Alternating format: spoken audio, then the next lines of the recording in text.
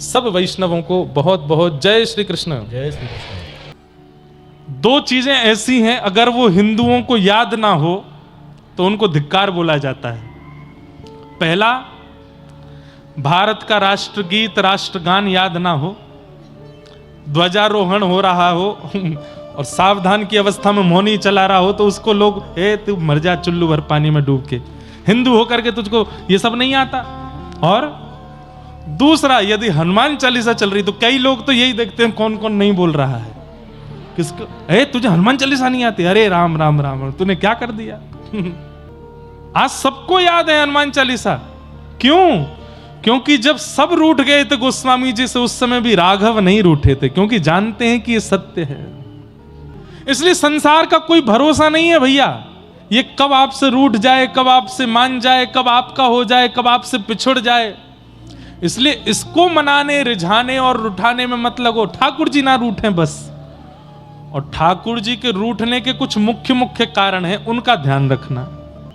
ठाकुर जी के रूठने के कुछ मुख्य कारण हैं, उनमें सबसे पहला कारण है कि ठाकुर जी के किसी भी भक्त का आप अपमान मत करो, अपराध मत करो। यदि आपने अपमान कर दिया तो ठाकुर जी रूठ जाएंगे। सबसे विशेष ध्यान रखिए, किसी वैष्णव का, संत का, ऋषि का, महत्पुरुष का, भगवत भक्त का, अरे हम कह रहे हैं कुछ नहीं आता उसको, लेकिन तिलक भी लगाता है, कंठी पहनता है, इतना मात्र भी है, तो भी उसका अपमान मत कीजिए, अपराध मत कीजिए। ठाकुर जी को प्रिय नहीं लगता। ठाकुर जी को वैष्णव अपराध प्रिय नहीं है।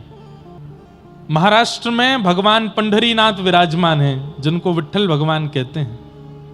उनके एक भक्त हुए जिनका नाम था चोखो मेला। क्या नाम था? चोखो मेला। तो चोखो मेला एक किसान परिवार में जन्मे थे और बहुत ऊंची जाति के नहीं थे। पर ठाकुर जी को इन सब से फर्क नहीं पड़ता कि आप कौन से कुल के हो, कौन सी जाति के हो, कौन सी प्रजाति के हो। आप मानव भी नहीं हो ना, तो भी गजेंद्र भी बन गए तो भी वो रक्षा करने आएंगे। वो इतना विचार नहीं करते। तो चोखा मेला जी जो थे, चोखो मेला ऊंचे कुल में नहीं जन्मे थे।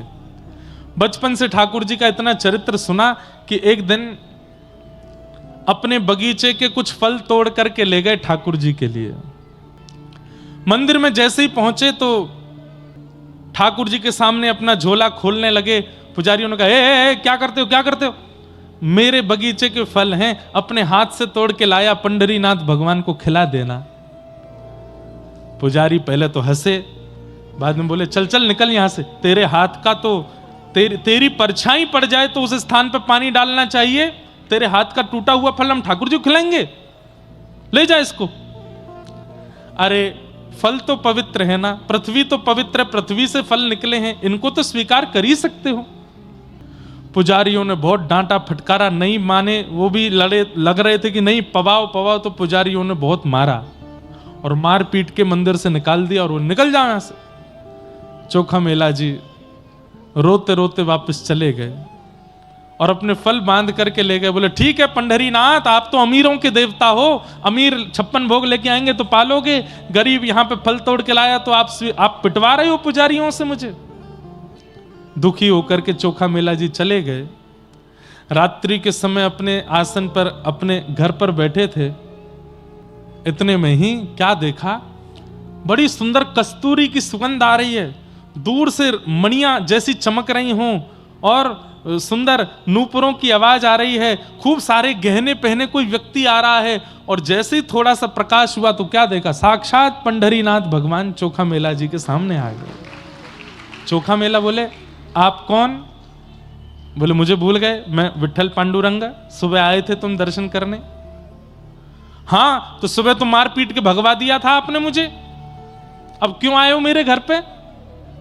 ठाकुर जी बोले, देखो ये पंडा पुजारी लोग हैं ना, ये दिल के बुरे नहीं है, पर इनको कभी कभी लगता है कि कोई म्लेच्छ ना आ जाए, कोई मुस्लिम रूप बदल के ना आ जाए, कोई मंदिर अपवित्र करने ना आ जाए, इसलिए थोड़ी रोक टोक करते हैं। बोले, रोक टोक? मारा मुझको?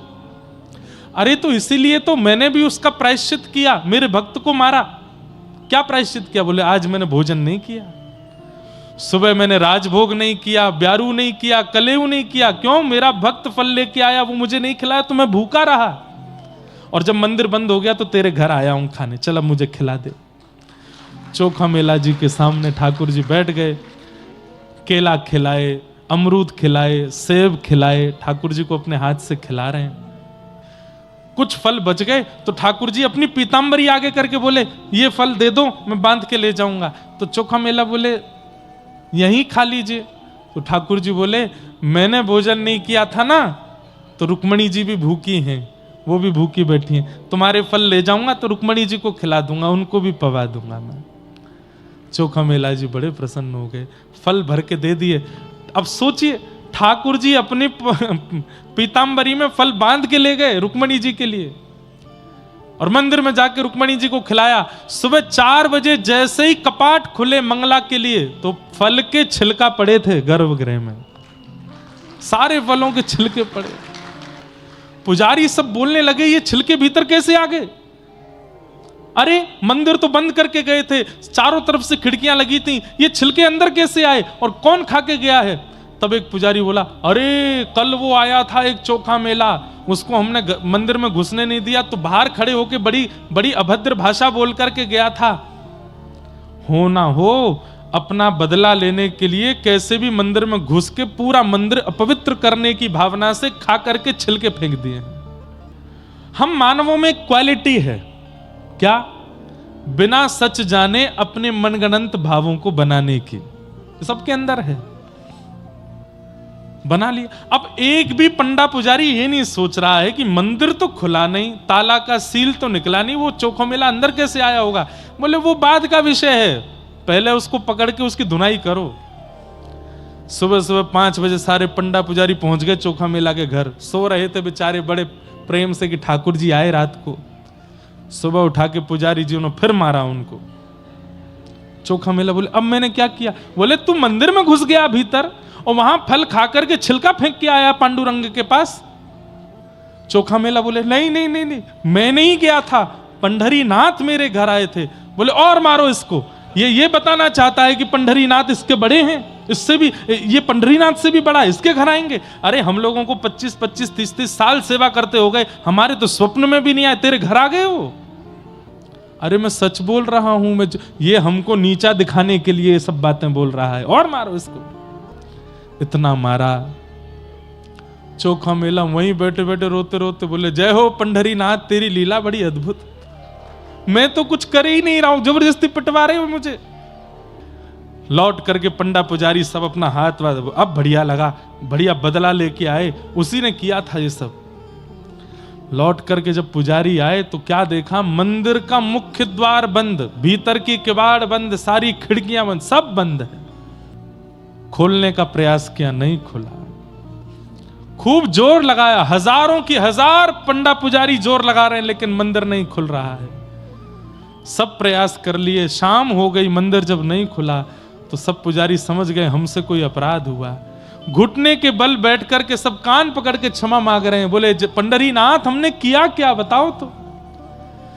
ठाकुर जी बोले, अब जब तक पृथ्वी प्रलयकालीन समुद्र में नहीं डूब जाएगी तब तक मेरा पंढरीनाथ मंदिर बंद रहेगा। क्यों? क्योंकि तुम सबने मिलके एक मेरे परम वैष्णव भक्त का अपमान किया, अब मैं किसी को दर्शन नहीं दूंगा।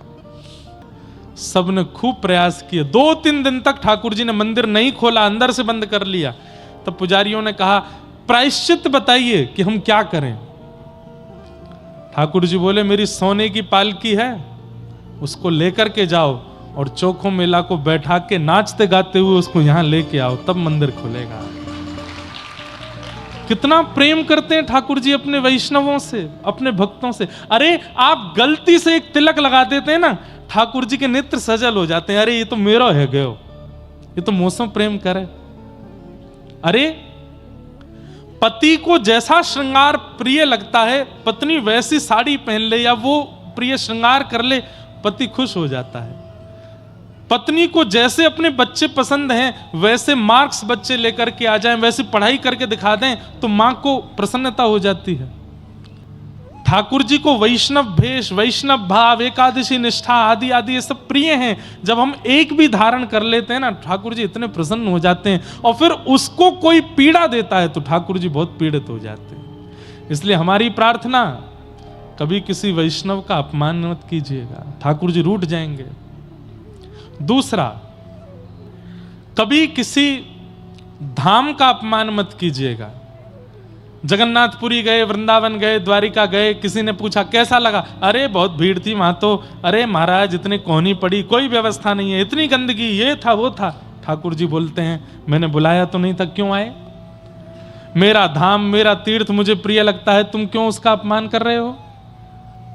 ठाकुर जी के धाम का अपमान नहीं, वैष्णव का अपमान नहीं, ब्राह्मणों का अपमान नहीं, संतों का अपमान नहीं। इस पूरे में आपको ठाकुर जी का नाम नहीं, ठाकुर जी के बारे में अगर दो बात आप गलत बोल दोगे ना, उनको बुरा नहीं लगेगा, पर उनके जनों के बारे में कुछ मत बोलो, ठाकुर जी को वो सहन नहीं होता। इसलिए वैष्णव अपराध लग गया है आपको, इसका प्रमाण क्या है?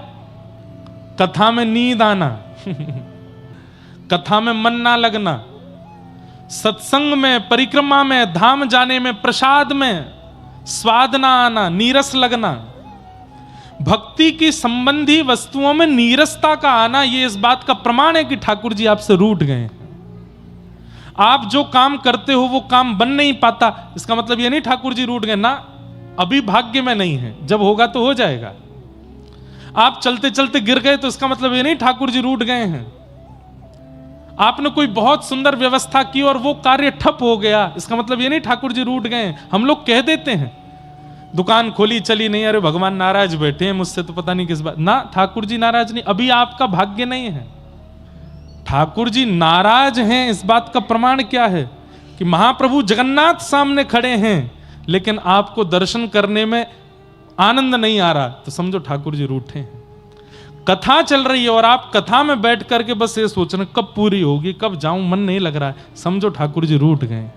आप प्रसाद पा रहे हैं और प्रसाद में लग रहा है इसमें तो नमक ही नहीं है, इसमें तो नींबू ही नहीं डाला, ठाकुर जी को ऐसे ही भोग लगा दिया, समझो ठाकुर जी रूठ गए।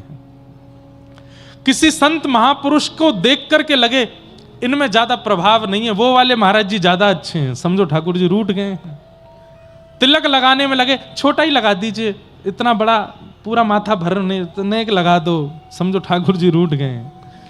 घर पे पंडित जी पूजा कराने के लिए आए, पंडित जी 5 मिनट में करा दो, कितनी देर की पूजा है, 25-30 मिनट लगेगा, नहीं 5 मिनट में जल्दी जल्दी वाला करा दो, समझो ठाकुर जी रूठ गए।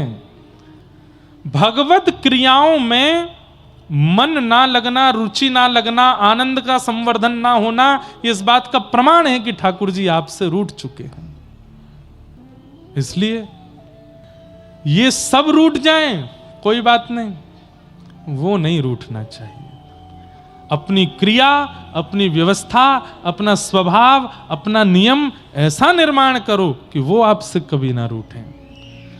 तो धर्मं भजस्व सततम त्यजलोक धर्मान, सेवस्य साधु पुरुषाम जहि काम तृष्णाम। बहुत समझने वाली बात, संतों की, साधुओं की, वैष्णवों की सेवा करो तृष्णा रहित होकर के। तृष्णा रहित मतलब, अब कई लोग आज सुबह हमसे मिलने के लिए आए, 2-4 लोग तो प्रणाम करके गए, तीसरे चौथे जो लोग आए वो बैठ गए। अब मैंने कहा ठीक है प्रणाम हो गई, चलो महाराज जी जरा सा ये बता दो। मैंने क्या, पेपर दिया था मैंने, पास होऊंगा कि नहीं मैंने कहा भैया पहली बात तो ये भविष्य देखना हमसे आता नहीं, दूसरी बात तुमने पढ़ाई कैसी करी थी खुद से पूछो। अब तुम पढ़े ही नहीं होंगे तो फिर पेपर कोई तंत्र मंत्र से बढ़िया थोड़ी हो जाएगा, जैसे पढ़े होगे वैसा होगा। 4वीं 5वीं माता जी आ गई, वो बोली हमारी बेटी बहुत बीमार रहती है, महाराज जी कुछ बताओ। अरे रात में तो मुझे ही बुखार आया था अब उसका मैं क्या करूं, मुझे भी जुकाम हो गया था, उसका मैं क्या करूं। वैष्णवों के पास, कथा वक्ताओं के पास, ब्राह्मण पंडितों के पास, साधु संतों के पास कामना रहित होकर के जाइए। सेवस्य साधु पुरुषाम जहि काम तृष्णाम, किसी कामना से नहीं जाइए। आजकल एक नई कामना और ऐड ऑन हो गई है, वहां जाएंगे तो हम अपनी वीडियो बनवा के सोशल मीडिया पर डालेंगे, 400-500 लाइक बढ़ जाएंगे। ये भी एक कामना है। कई लोग, हजारों लोग मिलने आते हैं, उनमें से 1-2 लोग ऐसे आते हैं, प्रणाम करें, मुझे फोटो नहीं खिंचवाना, मुझे बस दर्शन करना था। तो मन कितना खुश होता है, अरे वाह भाई, तू बस मिलने आया हमसे। साधु पुरुषों के पास, वैष्णवों के पास, संत जनों के पास सेवा करो तृष्णा रहित होकर के, ये कृपा करके आशीष दें, ये भावना भी चित्त में नहीं आनी चाहिए। ये सेवा का अवसर दे रहे हैं, यही बहुत बड़ी बात है। मुझे कुछ चाहिए नहीं, आप प्रसन्न रहो। और तीसरा गुण बहुत विशेष, बंधुओं एक बात सुनिए, आप धार्मिक हैं, आप अनुष्ठान करते हैं, आप भजन करते हैं, कथा सुनते हैं, परिक्रमा करते हैं, नियम का पालन करते हैं, इन सब का प्रमाण क्या है कि ये धर्म आपको लग रहा है? सब लोग इधर देखो, ध्यान से सुनो, विशेष रूप से आगे वाले लोग ज्यादा ध्यान से सुनो। पीछे वाले तो हमको दिखते नहीं, आगे वाले दिखते हैं, इधर उधर करते हैं, उबासी लेते हैं, तो हमारा मन, मेरा भी होता, मैं भी ले लेता हूं इसलिए आप लोग ध्यान से सुनो। अन्यस्य दोष गुण चिंतन माश मुक्त्वा, आपका भजन, आपका साधन, आपका नियम आपको लग रहा है, इसका एक प्रमाण यह भी है कि किसी के लाख दोष बताने पर भी आपको उसमें दोष नहीं दिखता। लाख दोष बता दिए, अरे ये तो ऐसा है, ये तो वैसा है, ये तो ये है, समाज के लोग कुछ भी कह गए, लेकिन वो व्यक्ति जब आपके सामने आया तो आपने उसमें एक भी दोष नहीं देखा। इसका मतलब क्या है? आपका भजन, आपका साधन, आपका नियम इतना पवित्र हो चुका है कि वो जिसको दिखाता है उसको पवित्र ही दिखाता है। अरे वो रावण है जिसके सामने लोकाभिरामम रणरंग धीरम राजीव नेत्रम रघुवंशनाथम साक्षात राघव खड़े हो जाते हैं, तो रावण राम में भी दोष देख लेता है। राम जी में कोई दोष देख सकता है? श्रीमद् वल्लभाचार्य जी महाराज कहते हैं, अधरम मधुरम वदनम मधुरम हसितम मधुरम चलितम मधुरम वेणुर मधुरो रेणुर मधुरो मधुराधिपते रखिलम मधुरम। इतने मधुर हैं ठाकुर जी कि वल्लभाचार्य जी कहते हैं कि अमधुर शब्द है ही नहीं ठाकुर जी के जीवन में, इतने मधुर हैं। लेकिन वे ही जब कंस के सामने जाते हैं तो श्रीमद् भागवत कहती हैं, मृत्युर्भोज पतिर विराट विदुषाम, अत्यंत कोमल और आकर्षक श्री कृष्ण वे जब कंस के सामने जाते हैं तो कंस थरथर कांपता है। क्यों? साक्षात लग रहा है कि काल आ गया हो, साक्षात लग रहा है कि महाकाल आ गया हो, साक्षात लग रहा है कि महाकाल का भी कोई श्रेष्ठ हो वो मेरे सामने आ गया हो। जिन कृष्ण को देख के पत्थर पिघल जाते हैं, जिन कृष्ण को देख के गैयाओं के थनों से अपने आप दूध निकलने लगता है, जिन कृष्ण को देख करके यमुना जी स्तब्ध हो जाती हैं, जिन कृष्ण को देख करके जड़ वृक्ष नीचे को झुक जाते हैं, उन कृष्ण को देख करके थरथर कांप रहा है कंस। इसका मतलब क्या है? पापी व्यक्ति, महाघनघोर संसारी व्यक्ति वही है जिसके सामने अत्यंत गुणवान भी आ जाए तो उसमें भी दोष देखे, और गुणवान वही है जो अत्यंत दोष युक्त व्यक्ति में भी गुण देखे। ईमानदारी से बताइए, हम रंगनाथ भगवान के सामने जाते हैं, उनके सामने जाकर के दर्शन करते हैं, हम लायक हैं उनके सामने खड़े होने के? क्या हमारे कर्म, हमारा विचार, हमारा स्वभाव इतना पवित्र है कि हम उनके सामने खड़े हो सकें? लेकिन फिर भी खड़े हैं। भीतर से पंडित जी, पुजारी जी तीर्थ देते हैं, प्रसाद देते हैं, षटकोप देते हैं। इसका मतलब क्या है? ठाकुर जी की दृष्टि कैसी है?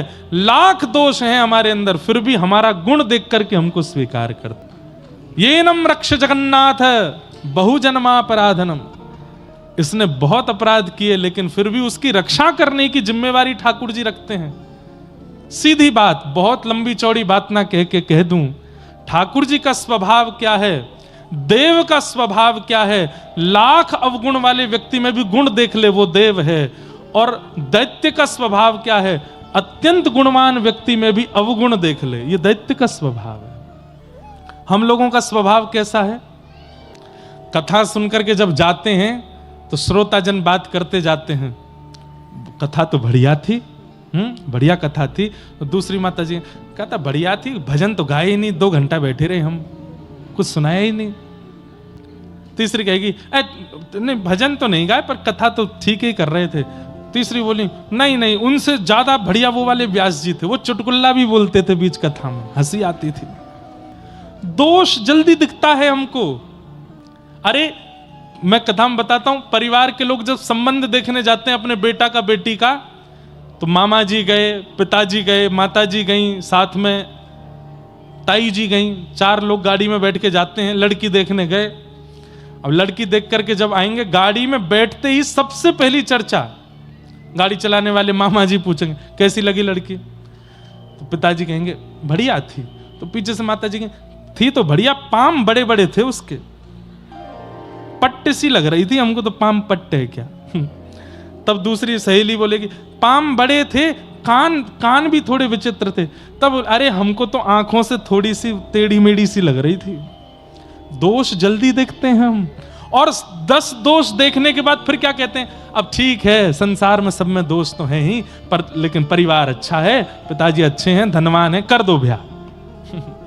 हम दोष पहले देखते हैं, गुण बाद में देखते हैं।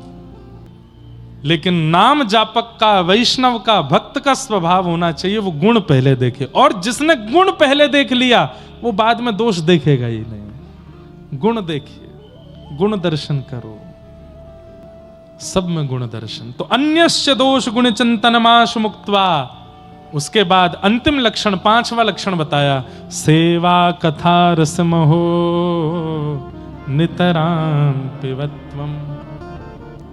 फिर कथा रस का पान करोगे तब कथा चित्त में विराजेगी, समझ आवेगी, आपका उद्धार करने वाली होगी। ये ज्ञान उपदेश प्रदान किया है किसने? श्री गोकर्ण जी महाराज अपने पिताजी से कह रहे हैं, धर्मम भजस्व सततम त्यजलोक धर्मान सेवस्य साधु पुरुषाम जहि काम तृष्णाम अन्यस्य दोष गुण चिंतन मास मुक्त्वा सेवा कथा रसमहो नितराम पिबत्वम। इस कथा रस को पीते रहो। बोले कितना पिए? बोले पीते ही रहो, नितराम पिबत्वम। अरे नितराम पिबत्वम, सुनते रहो, सुनते रहो, सुनते रहो, जब तक तन में प्राण है।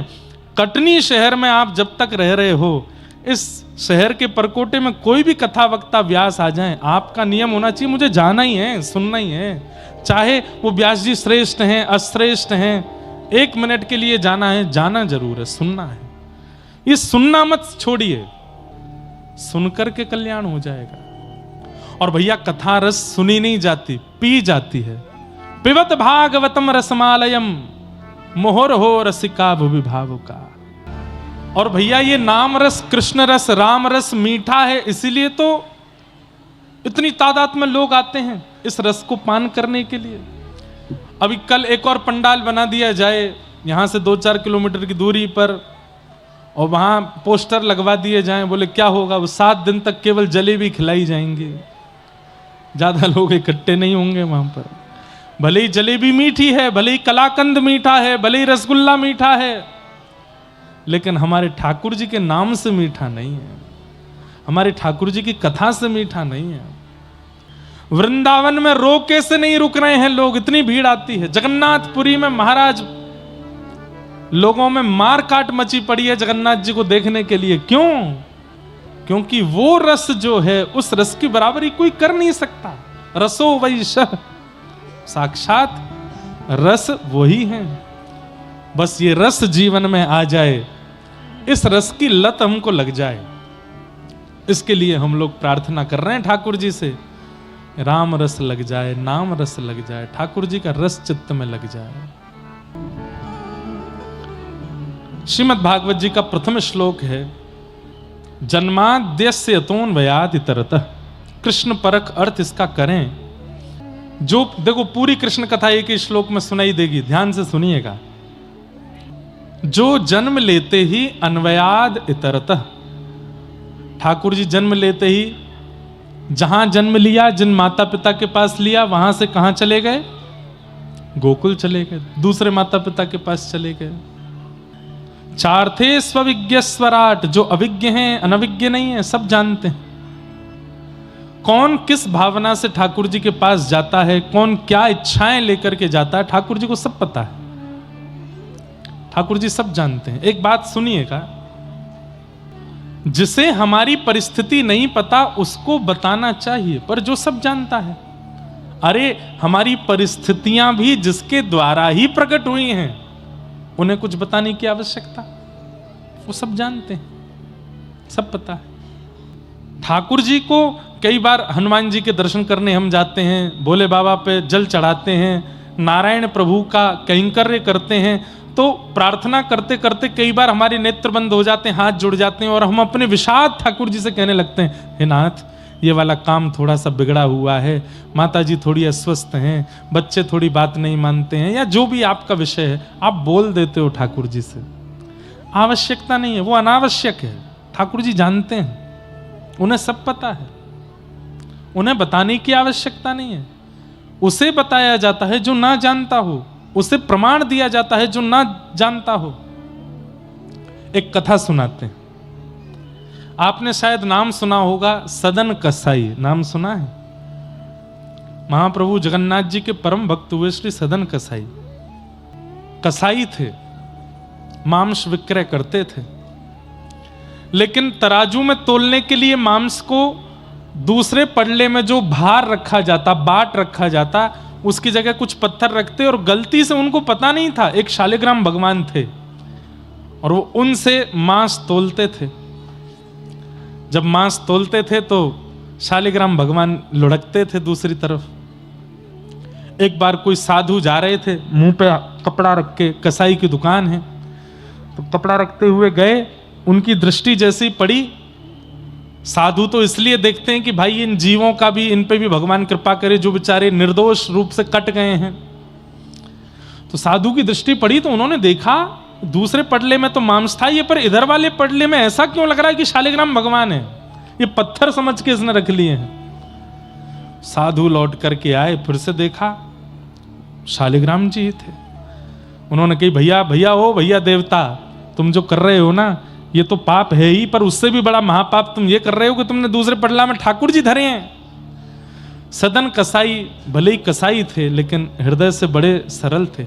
महाराज जी मुझे पता नहीं था। बोले भगवान है, इनको हमें दे दो। महात्मा ले गए। कथा सबको पता है, मैं सूक्ष्म में जो मूल बात है उस पर आऊंगा, लेकिन थोड़ा सुना दूं, जिन्होंने नहीं सुनी वो सुन लो।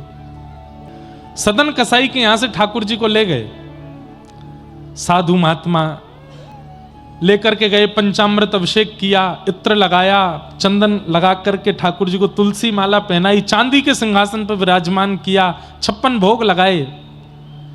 रात्रि में स्वप्न में ठाकुर जी आ गए और स्वप्न में आके ठाकुर जी बोले, मेरो मन ना लग रहा। महात्मा बोले, आपका मेरे घर मन नहीं लग रहा? बोले नहीं।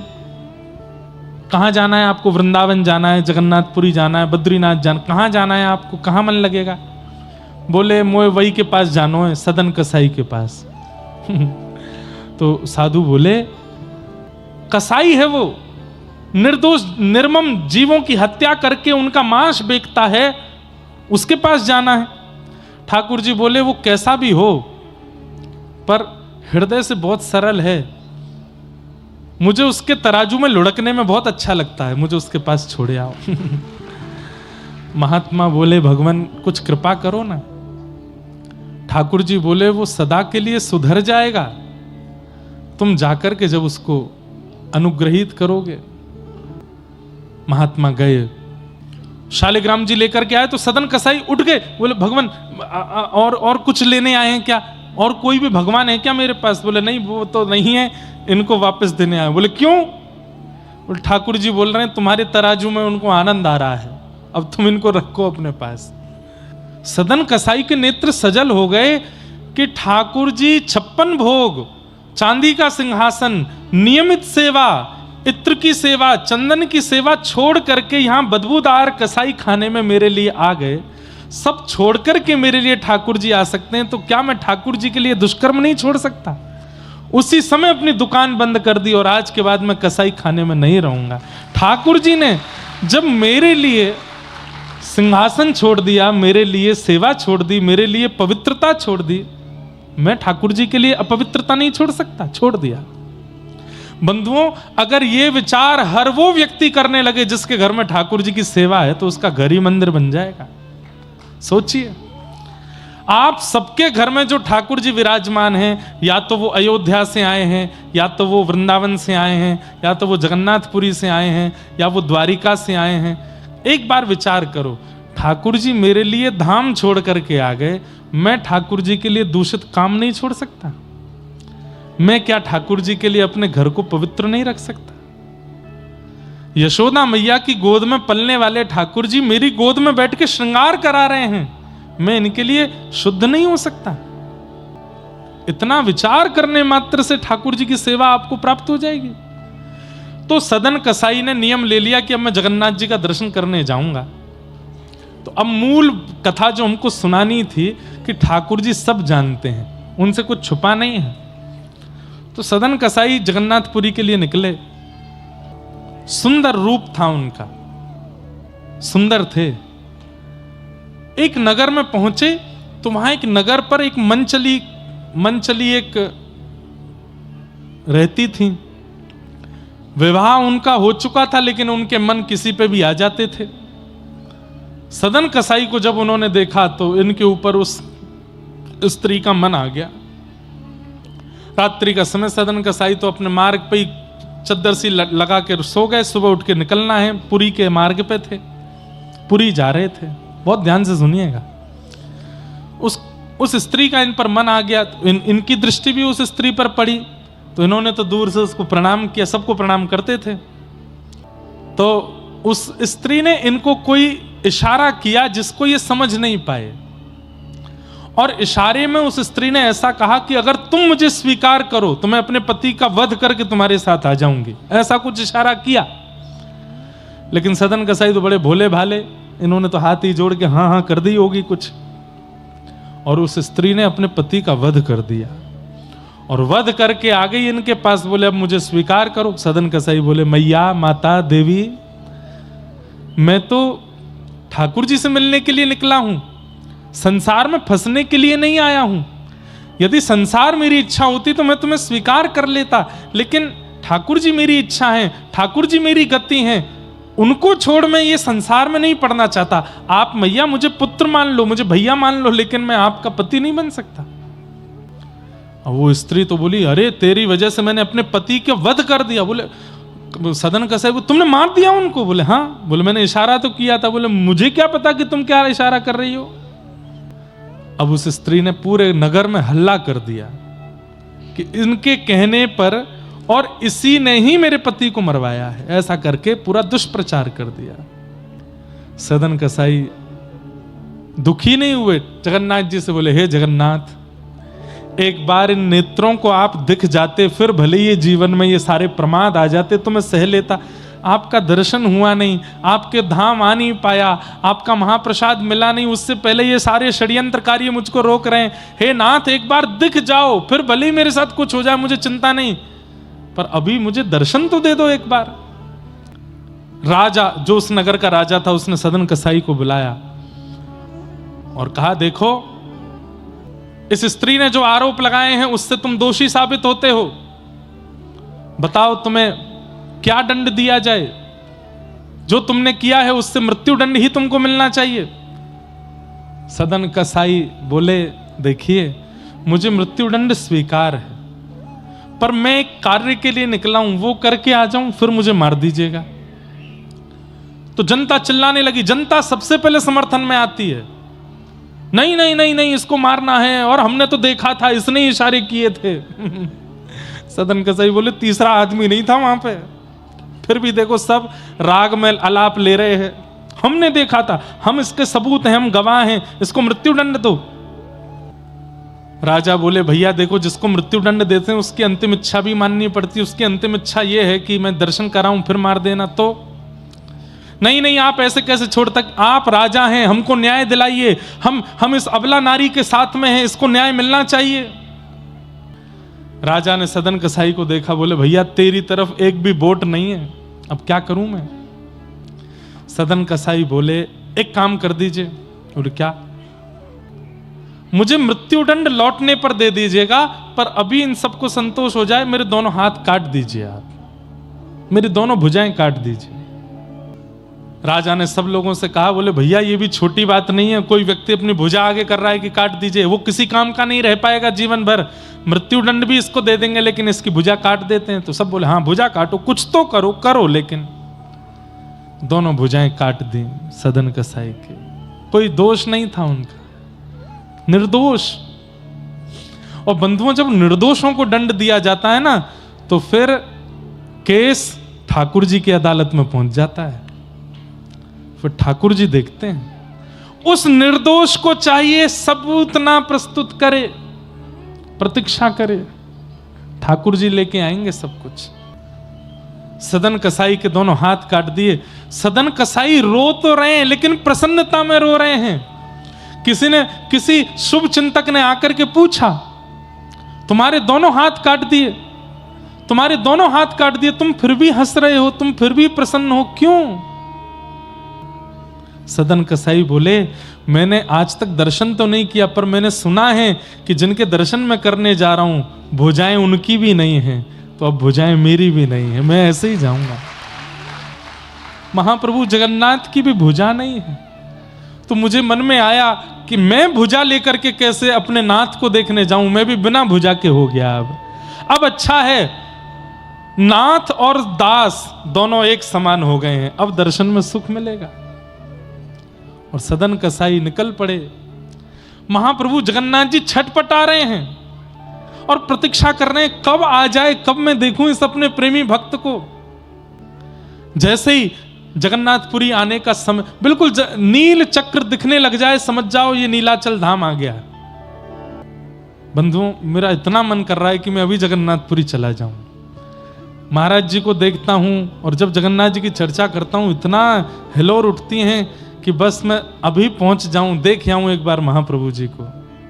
इतना अच्छा लगता है जगन्नाथपुरी में। जैसे ही नील चक्र दिखाई दिया, मंदिर का नील चक्र किलोमीटरों दूर से दिखाई दे जाता है जगन्नाथपुरी में। आहा, नृत्य करने लगे सदन कसाई, लेकिन इतना रक्त निकल चुका है कि शरीर में अब ताकत नहीं चलने की, तो कभी कभी बेहोश होकर गिर जाते हैं। 4-4 घंटे बाद होश आता है, फिर उठ के चलते हैं, फिर गिर जाते हैं। महाप्रभु जी से वहां सहन नहीं हो रहा।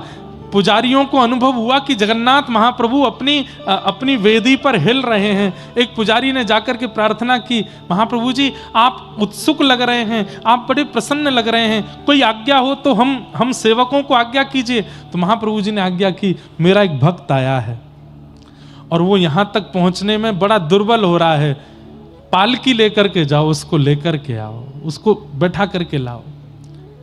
मेरा परम भागवत भक्त आया है, उसको लेकर के आओ। पुजारी बोले, भैया देरी नहीं करो, जल्दी पालकी लेकर। अब पालकी लेकर के जगन्नाथपुरी के द्वार पर पहुंचे। वहां तो हजारों भक्त थे। ठाकुर जी ने ये तो बताया नहीं कि कौन सा भक्त। पालकी देख करके भक्त बोले, भैया पालकी क्यों आई? बोले, ठाकुर जी ने कहा है मेरा जो परम भक्त हो उसको इस पालकी में बैठा के लाना है। तो उन भक्तों में लड़ाई होने लगी। बोले, मैं परम भक्त हूं। दूसरा बोला, नहीं तू नहीं, मैं हूं। क्यों? मैं 500 किलोमीटर पैदल चल के आया। कोई बोला, मैं दंडवती करता हुआ आ रहा हूं, मैं परम भक्त हूं। कोई बोला, मैंने अन्न छोड़ दिया, मैं परम भक्त हूं। पालकी पे चढ़ने वालों में लड़ाई होने लगी। दूर खड़े सदन कसाई बोले, कोई तो बैठे पालकी पे, तो नाथ से पहले उस परम भक्त का दर्शन हो जाएगा जिसके लिए ठाकुर जी ने पालकी भेजी है। मतलब भक्त को कभी यह अभिमान नहीं होता कि मैं भक्त हूं। अपने किसी नियम का, क्रम का यदि आपको अभिमान है कि मैं तो ये नियम करता हूं, मैं तो ये, तो आप समझ जाइए कि ठाकुर जी आपके लिए पालकी कभी भेज ही नहीं सकते। सदन कसाई की तरह हो जाए, वो अपने लिए सोच रहे मैं तो परम भक्त हूं ही नहीं, इनमें से कोई परम भक्त होगा, वो जब पालकी पे बैठ जाएगा तो अच्छा है, ठाकुर जी से पहले उस परम भक्त का दर्शन होगा। पर वहां इतनी लड़ाई हो गई कि पुजारियों को खाली पालकी लेके जाना पड़ा। जब पहुंचे तो महाप्रभु जी बोले, हे तुम लेके नहीं आए? ठाकुर जी, वहां तो घमासान मची है, सब लड़ रहे हैं, हम बैठेंगे पालकी पे, हम बैठेंगे पालकी पे। आपने परिचय तो बताया नहीं कि आपका जो भक्त है उसका हुलिया कैसा है, ये तो बता दो। महाप्रभु जगन्नाथ जी के नेत्र सजल हो, बोले, जैसा मैं हूं वैसा ही वो है, उसकी भी भुजा नहीं है, वही है मेरा परम भक्त। जैसा मैं हूं वैसा ही मेरा वो परम भक्त है, उसको लेके आओ। पुजारी पालकी लेकर के गए। और उन हजारों की भीड़ में सबसे दूर कोने में बैठे हैं सदन कसाई बिना हाथों के। पुजारियों के नेत्र में सजल हो गए, दौड़ करके गए, सदन कसाई को उठाने लगे, बोले बैठो पालकी में, तुम्हारे लिए पालकी भेजी है। सदन कसाई रो रहे हैं, आपने गलती की होगी, भूल हो गई होगी।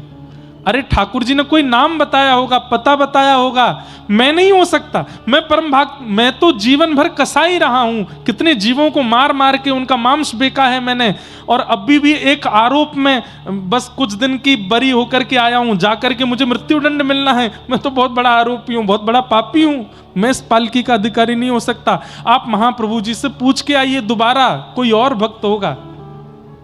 पुजारियों ने कहा, ठाकुर जी ने नाम नहीं बताया, पता नहीं बताया, स्वरूप बताया, और स्वरूप में जैसे महाप्रभु जी हैं वैसे तुम हो, तुम्हारे लिए आज्ञा की बैठो। जबरदस्ती बैठा करके लेके आए हैं। इतना प्रेम, इतना करुणा, इतना अनुग्रह तो सदन कसाई ने सोचा भी नहीं था कि महाप्रभु जी देंगे। जैसे ही महाप्रभु जी के द्वार पर आए, जगन्नाथ मंदिर के सिंह द्वार के भीतर ही पतित पावन भगवान का दर्शन होता है। पतित पावन भगवान को देख करके दंडवत किया पालकी से उतर के सदन कसाई ने। आज तक उनके मन में यह नहीं आया कि मेरे हाथ कट गए। सब लोग इधर देखो, ध्यान से सुनो। आज तक मन में नहीं आया मेरे हाथ कट गए, लेकिन आज जैसे ही प्रणाम किया तो प्रणाम करने पर ये भुजाएं उठ नहीं पा रही थीं। तब पहली बार मन में आया कि मेरी भुजा होती तो मैं अपने महाप्रभु जी को दंडवत साष्टांग प्रणाम करता, लेकिन भुजा तो नहीं है। अब बंद हो गया, लेकिन पहले जगन्नाथपुरी में नियम था, प्रत्येक दर्शनार्थी महाप्रभु जी को आलिंगन करते थे, सब जाकर के महाप्रभु जी को पकड़ते। यही सोचते जा रहे हैं सदन कसाई कि मैं आलिंगन करूंगा कैसे, आलिंगन के लिए तो भुजा चाहिए, मेरे पास तो भुजा है ही नहीं। महाप्रभु जी बाह पसार करके खड़े, मैं कैसे आलिंगन करूंगा। जैसे ही महाप्रभु जी के सामने पहुंचे, इसी ग्लानि में रोने लगे कि नाथ मेरी भुजा नहीं है, मैं आपको अपने अंक में कैसे भरूंगा। इस भावना से कटी हुई भुजा जैसे ही उठाई, तुरंत दोनों भुजाएं प्रकट हो गईं और महाप्रभु जी को आलिंगन कर लिया, हृदय से लगा लिया। मानो उन्होंने नहीं, महाप्रभु जी ने उनको हृदय से लगाया। सोचिए, निर्दोष थे वो, मृत्यु दंड चढ़ा है उनके ऊपर, लेकिन महाप्रभु जी ने कैसा प्रेम, कैसा उपकार, कैसा अनुग्रह किया। क्यों? कोई सफाई नहीं देनी पड़ी किनको, कोई सफाई नहीं देनी पड़ी यहां सदन कसाई जी को जाके कि मैंने अपराध नहीं किया, मैंने दोष नहीं किया, इसलिए मेरे हाथ काट दिए, जबरदस्ती का कुछ नहीं कहा है। मौन गए थे, क्योंकि महाप्रभु जी सब जानते हैं आपके जीवन में क्या चल रहा है, क्या नहीं चल रहा है। मत बताइए, ठाकुर जी को सब पता है उनको। उनके सामने तो निर्भाव से जाओ, निष्काम भाव से जाओ, कुछ नहीं चाहिए नाथ। बल्कि दुखी हो फिर भी ठाकुर जी के सामने जाके कहो, हम बहुत सुखी हैं ठाकुर जी, हम बहुत प्रसन्न हैं, सब बढ़िया चल रहा है, आप बिल्कुल निश्चिंत रहें, हम बहुत बढ़िया से जीवन जी रहे हैं। ठाकुर जी प्रसन्न हो जाते हैं। महाराज, जगन्नाथपुरी में सब कुछ महा है। दुनिया में प्रसाद होता है, वहां महाप्रसाद है। दुनिया में समुद्र होता है, पर वहां पर महोदधि है। दुनिया में प्रभु होते हैं, पर वहां महाप्रभु हैं। जगन्नाथपुरी में सब कुछ महा है। दुनिया में सब पात्र होते हैं, वहां महापात्र हैं। सब कुछ महा है जगन्नाथपुरी में। ऐसे अद्भुत ठाकुर हैं भैया। इस कलिकाल में हम जीवों के यदि वास्तव में कोई नाथ हैं, हम सब अनाथ हैं इस कलिकाल में, हमारे नाथ यदि कोई हैं तो वो महाप्रभु जगन्नाथ है। इस कलयुग में हम सबके प्राण दाता वही हैं, उनको प्रणाम। तो चार थे स्वविज्ञ स्वराट, ठाकुर जी सब जानते हैं, कुछ बताने की आवश्यकता नहीं है। ब्रह्मा आदि देवताओं को भी जो ज्ञान उपदेश करते हैं, बड़े बड़े इंद्र आदि देवताओं को भी जो अपनी लीला पर मोहित कर लेते हैं। यत्र त्रिशर गोमृषा, जिनकी कृपा से ये सृष्टि जो सत्य नहीं है, अमृष है, सत्य सी प्रतीत होती है पर वो सत्य नहीं है। इसके प्रति असत्यता की भावना और सृष्टि में केवल ठाकुर जी सत्य हैं, ये भावना प्रकट तभी होगी जब आप ये जान लोगे कि ठाकुर जी ही परम सत्य हैं। सत्यम परम धीमहि, ऐसे परम सत्य परमात्मा को हम बारंबार प्रणाम करते हैं, परम सत्य भगवान को वंदन करते हैं। विषय, अधिकारी, संबंध और प्रयोजन।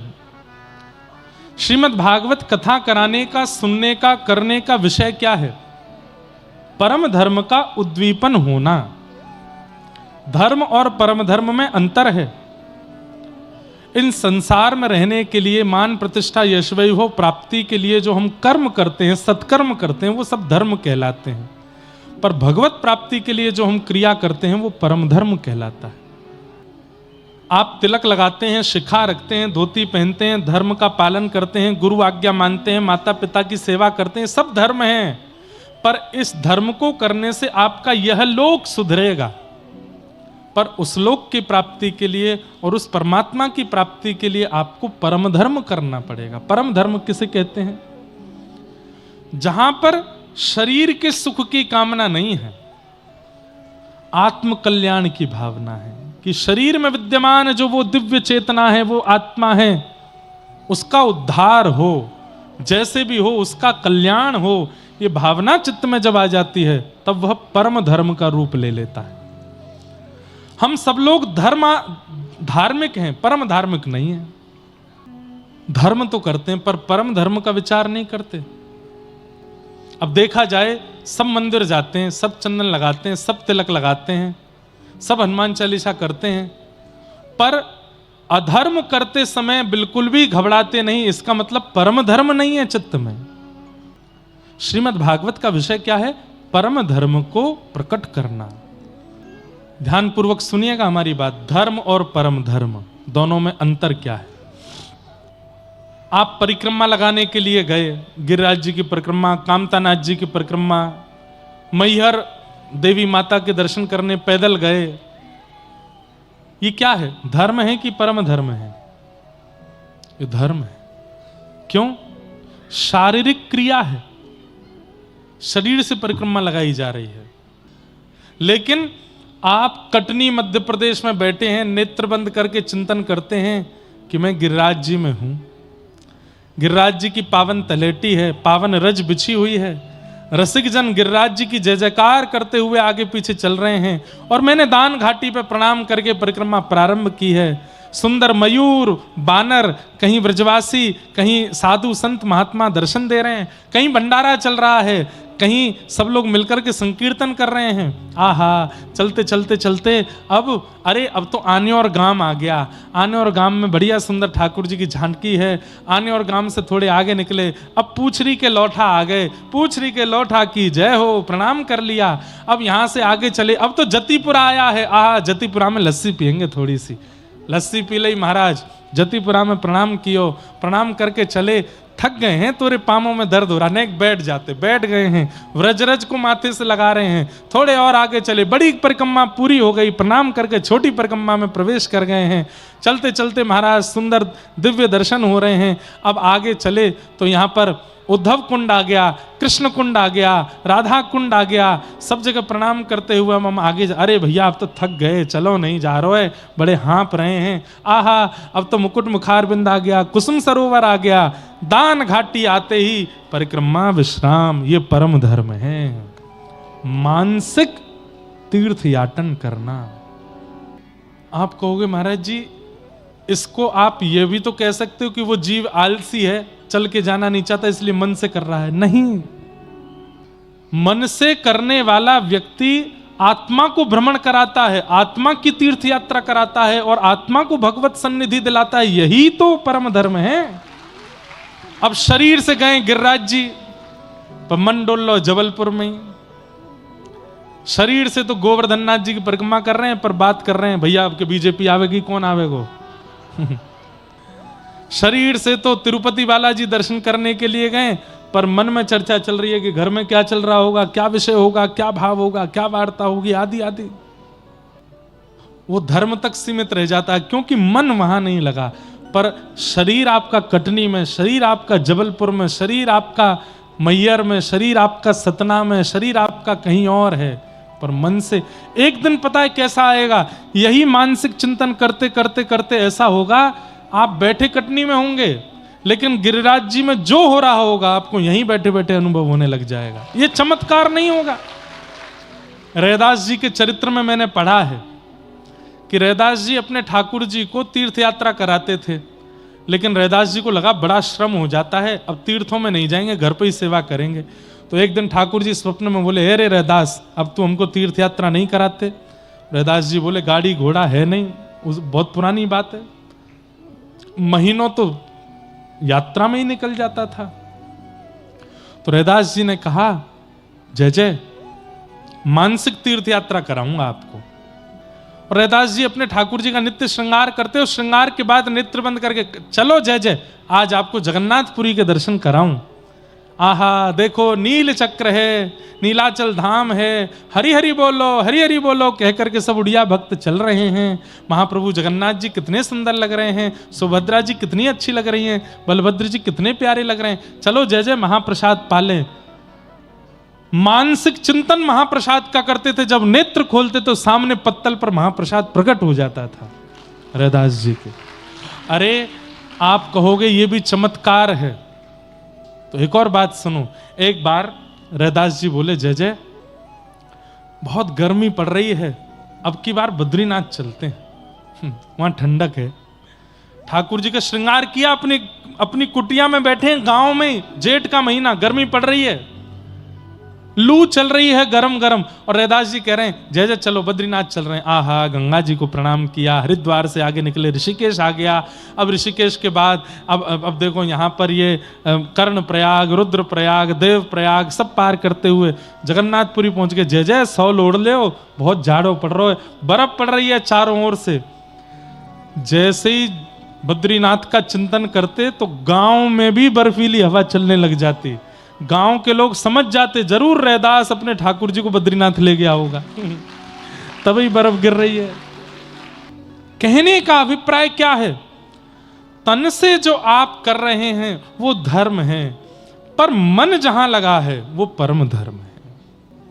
व्यक्ति तन से तो धर्म कर लेता है, क्योंकि आजकल सोशल मीडिया का टाइम है, फोटो खिंच जाती है, वीडियो बन जाती है, आप जैसा अपना स्वरूप दिखाना चाहो वहां दिखा सकते हो। मन से होना चाहिए। काशी विश्वनाथ हो, जगन्नाथ हो, द्वारिकानाथ हो, बद्रीनाथ हो, सबका तो प्रचार कर दिया आजकल के क्रिएटर्स, सोशल मीडिया इन्फ्लुएंसर्स ने। वो धर्म तो कर रहे हैं, पर परम धर्म तो मन से होता है, मानसिक रूप से होता है। श्रीमद् भागवत क्या कराती है? श्रीमद् भागवत आपके चित्त में परम धर्म का बीज बो देती है, फिर तन से ज्यादा आपको मन से क्रिया करना अच्छा लगता है, मन से उपस्थित होना अच्छा लगता है। दूसरी बात, भागवत का विषय, पहली बात क्या है कि परम धर्म सिखाती है भागवत। दूसरी बात, श्रीमद् भागवत सुनने और कहने का अधिकार किसको है? बहुत ध्यान से सुनिए सब लोग। श्रीमद् भागवत सुनने कहने का अधिकार किसको है? तब कहते हैं निर्मत्सराणाम सताम, जिसके चित्त में मात्सर्य दोष नहीं है। मात्सर्य दोष किसको कहते हैं? 4 प्रकार के दुख होते हैं। कर्म से दुखी, समय से दुखी, स्वभाव से दुखी और दूसरे के सुख से दुखी। कोई व्यक्ति कर्म से दुखी होता है, ऐसे काम किए हैं कि दुख आता ही रहता है। कोई व्यक्ति समय से दुखी रहता है, समय खराब चल रहा है। कोई व्यक्ति स्वभाव से दुखी होता है। लेकिन इस संसार में सबसे ज्यादा संख्या है दूसरे के सुख से दुखी होने वालों की। वो दुखी क्यों है? क्योंकि उसने किसी को हंसते हुए देख लिया, इसलिए दुखी है। कि वो हंस क्यों रहा था, वो खुश क्यों है, वो प्रसन्न क्यों है, वो इतना आनंद में क्यों है, हमसे देखा नहीं जा रहा है। सुखी मत हो। उसके बाद वो लोग बोलते हैं ज्यादा हंसो मत, क्यों? नजर लग जाएगी आपको। नजर किनकी लगती है? जो आपके सुख से दुखी हैं। और ऐसे लोगों को इस शास्त्रीय भाषा में मात्सर्य कहा जाता है। कौन कहा जाता है? मात्सर्य। और मात्सर्य व्यक्ति जो होते हैं, ये कथा में चले जाएं, सत्संग में चले जाएं, प्रवचन में चले जाएं, ये साधु महात्माओं के पास चले जाएं, धर्म तीर्थों में चले जाएं, अनुष्ठान में चले जाएं, दान पुण्य कर आएं, इनको कोई लाभ होता ही नहीं है। क्यों? ये दूसरे से ईर्ष्या में है, मात्सर्य। मैं तो एक बात कहता हूं कथा में कि जिस दिन आपका मात्सर्य आपके चित्त से निकल जाए, समझ जाइए कि अब ठाकुर जी आपको देख रहे हैं, उनकी दृष्टि में आप आ गए हो, इसलिए आपके चित्त में मात्सर्य नहीं है।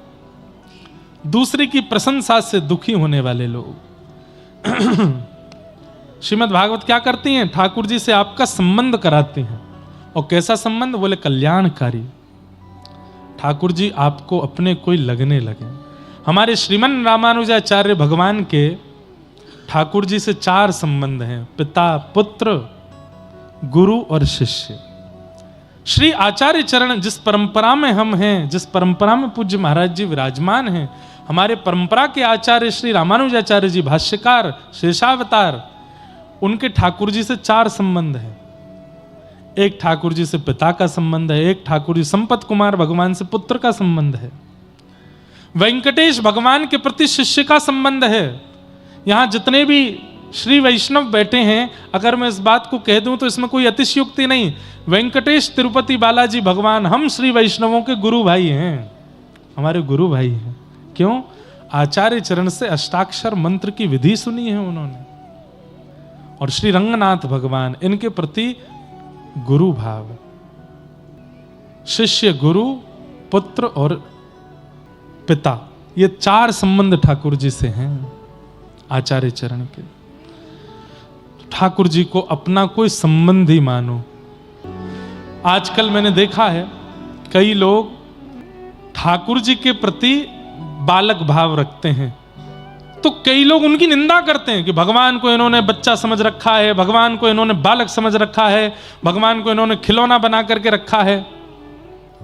हमारी प्रार्थना, आप दुखी मत होइएगा, ये निंदा आज से नहीं चल रही है, मीराबाई के समय से चलती आई है। मीराबाई को लोग टोकते थे, रोकते थे, ठाकुर जी को पति बोलती है, मेरे तो गिरधर गोपाल दूसरो ना कोई। मीराबाई ठाकुर जी को अपना पति मानती। कितने लोग मीराबाई की निंदा करते थे, ठाकुर जी को अपना पति मानती है। अरे तू इतनी पवित्र है, तू इतने अच्छे कुल में जन्मी है, ठाकुर जी तुझे अपनी पत्नी माने, तू ठाकुर जी को पति माने। संसार बोलता रहा और अंत तो गत्वा द्वारिकाधीश ने मीराबाई को स्वीकार किया। पति बनकर के आए, बीण बनकर के आए, दुल्हा बनकर के आए ठाकुर जी, और मीराबाई को ले गए अपने साथ।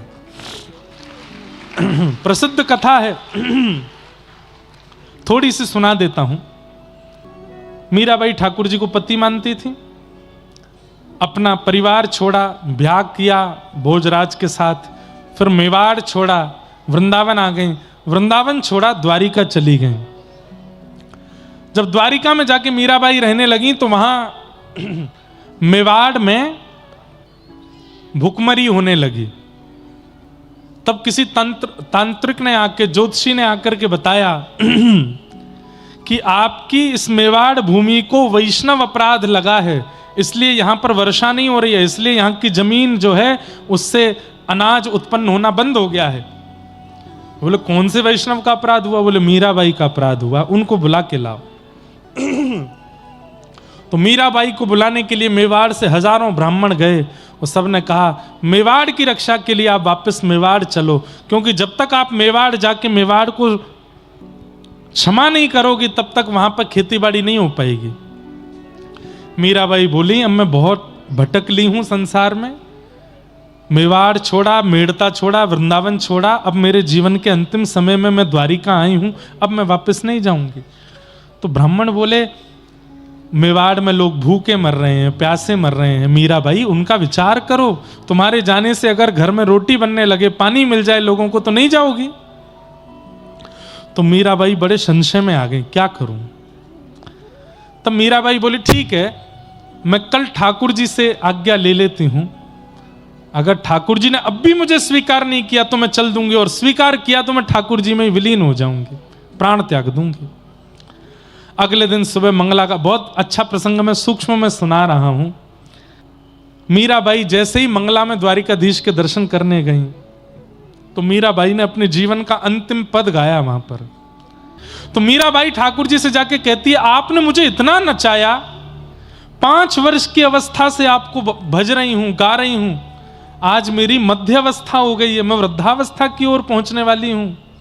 मैंने अपने जीवन में कोई कुसंग नहीं किया, कुछ गलत वस्तु का सेवन नहीं किया, कोई पाप नहीं किया, कोई अपराध नहीं किया। आपने जैसा जीवन दिया सब स्वीकार किया। आपने कहा ब्याह करो तो भोजराज के साथ विवाह किया, लेकिन पति पत्नी का कोई संबंध हमारा नहीं रहा। कुछ दिन बाद भोजराज की मृत्यु हो गई। उनकी मृत्यु का कलंक अपने माथे पर सहा मैंने, क्योंकि आपने कहा जैसा जीवन मिल रहा है सहो, सहती रही। और हर समय बस एक ही भाव था, अब आप मिलोगे, अब आप मिलोगे। नहीं मिले आप। मेरे ससुराल में मेरे पति चले गए, उसके बाद मेरी रक्षा करने वाले केवल मेरे ससुर जी थे, उनको भी आपने मुझसे दूर कर दिया, उनके प्राण चले गए।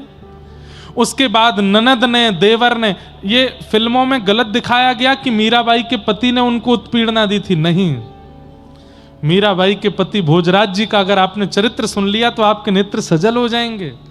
उनको पीड़ा राणा देते थे, उनके देवर, और वो भी बड़े भाई की मृत्यु के बाद। विष पिलाया, भरी समाज में मुझे अपशब्द कहे, मैंने सब सहती रही। क्यों? क्योंकि प्रतीक्षा थी कि आप मिलोगे। ससुराल छोड़ करके वापस पीहर आ गई, पीहर छोड़ करके वृंदावन चली गई, वृंदावन छोड़ के द्वारिका आ गई, केवल कि आप मिलोगे।